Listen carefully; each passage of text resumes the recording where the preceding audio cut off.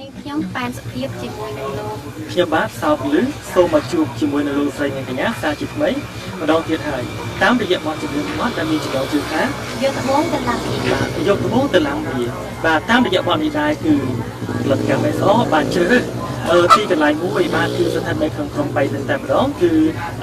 ក្នុងភូមិចំការកាហ្វេសង្កាត់គូលវាបាទហើយនៅខាងមុខនេះគឺជាភោគនីយដ្ឋានបាំប៊ូបើសិនជាលោកស្រីនិងកញ្ញាបានអញ្ជើញមកដល់នៅក្នុង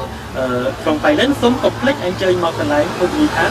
បាំប៊ូដែលជាក្រុមនោះហើយចំពោះអត្ថន័យនេះអត់ទៅវិញយ៉ាងណានោះហើយចំពោះទេសភាពយ៉ាងណានោះលោកស្រីនិងកញ្ញានឹងបានឃើញពីអំពី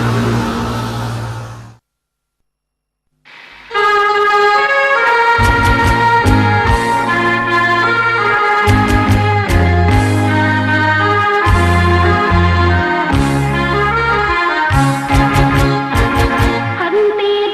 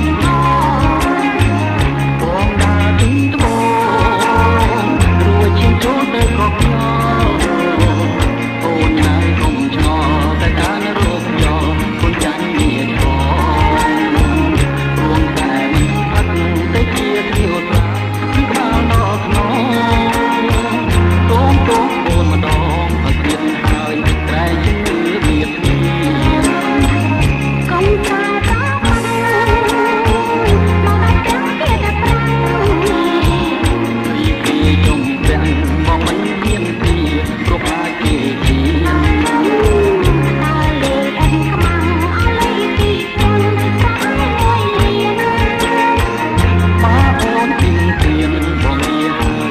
để không bỏ lỡ